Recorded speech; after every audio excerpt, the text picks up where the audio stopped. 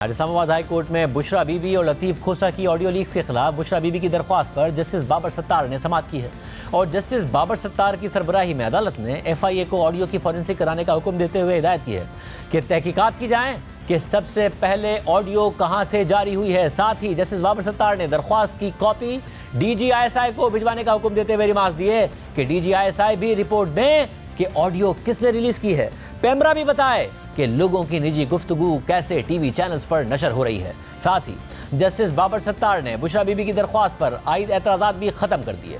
बुशरा बीबी के वकील लतीफ़ खोसा ने कहा कि वकील और मौक्किल के दरमियान गुफ्तगू पर इस्तेहकाक होता है, जिस पर जस्टिस बाबर सत्तार ने रिमार्क्स दिए कि बिग बॉस सब सुन रहा होता है, आपको तो पता होना चाहिए। जिस पर अदालत में कहे लगे। फिर जस्टिस बाबर सत्तार ने रिमार्क्स दिए कि ऑडियो कौन रिकॉर्ड कर रहा है, तो लतीफ़ खोसा ने जवाब दिया कि सबको पता है कि कौन रिकॉर्ड करता है। तो जस्टिस बाबर सत्तार ने कहा कि मफरूज़े पर नहीं चल सकते। तो लतीफ़ खोसा ने जवाब दिया कि ये मेरा नहीं पूरे मुल्क के वकला का मसला है। वकील मौक्किल से आज़ादी से बात ना कर सके तो निज़ाम इंसाफ कैसे चलेगा। इस मौके पर जस्टिस बाबर सत्तार ने रिमार्क्स देते हुए कहा कि क्या ऑडियो सोशल मीडिया पर आई है, तो लतीफ़ खोसा ने जवाब दिया कि ऑडियो तो तमाम टीवी चैनल्स ने भी नशर की है। जिस पर जस्टिस बाबर सत्तार ने सवाल किया कि सबसे पहले ऑडियो ट्विटर पर आई या कहीं और। ये मालूम हो जाए कि ऑडियो रिलीज कहाँ हुई है तो पता चल सकता है कि रिकॉर्ड किसने की है।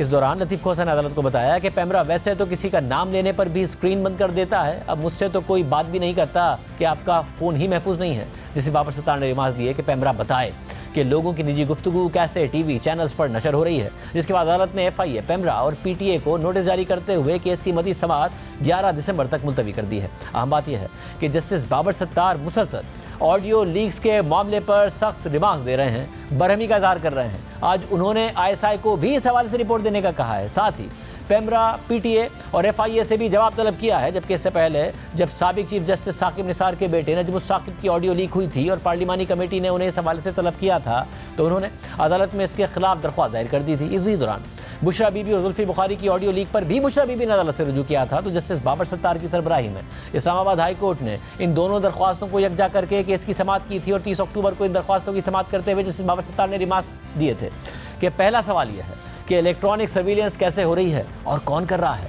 जजेस, वज़ीर आज़म और लोगों की ऑडियोज़ रिकॉर्ड की गई हैं, ये इंतहाई खौफनाक बात है। ऑडियो टैपिंग से मुताल्लिक कोई कानूनी फ्रेमवर्क होना चाहिए। यह नहीं हो सकता कि हमारे दफ्तरों और चैम्बरों में हमारी गुफ्तगू भी रिकॉर्ड हो रही हो। जिस पर अटॉर्नी जनरल ने मौक़िफ़ इख्तियार किया था कि पहले ये तय करना है कि ये रिकॉर्डिंग खुफिया इदारों ने की भी है या नहीं। जिस पर जस्टिस बाबर सत्तार ने रिमार्क्स दिए थे कि क्या आप ये कह रहे हैं कि ये ऑडियोज़ किसी गैर मुल्की एजेंसी ने रिकॉर्ड की हैं। वज़ीर आज़म हाउस, वज़ीर आज़म, उसके ख़ानदान और चीफ जस्टिस के ख़ानदान की ऑडियोज़ लीक हुई हैं। अगर हमारे फ़ोन की निगरानी की जा रही है तो हमें पता होना चाहिए कि ऐसा कौन कर रहा है। आप वज़ीर आज़म से सिफारिशात लेकर ब्रीफ अदालत में जमा करा दें, फिर देख लेते हैं कि कैसे आगे चलना है। और अब अदालत ने बुशरा बीबी और लतीफ़ खोसा के दरमियान होने वाली बातचीत की ऑडियो लीक पर FIA, पेमरा और PTA को नोटिस जारी कर दिए हैं। साथ ही DG ISI को भी रिपोर्ट जमा कराने का कह दिया।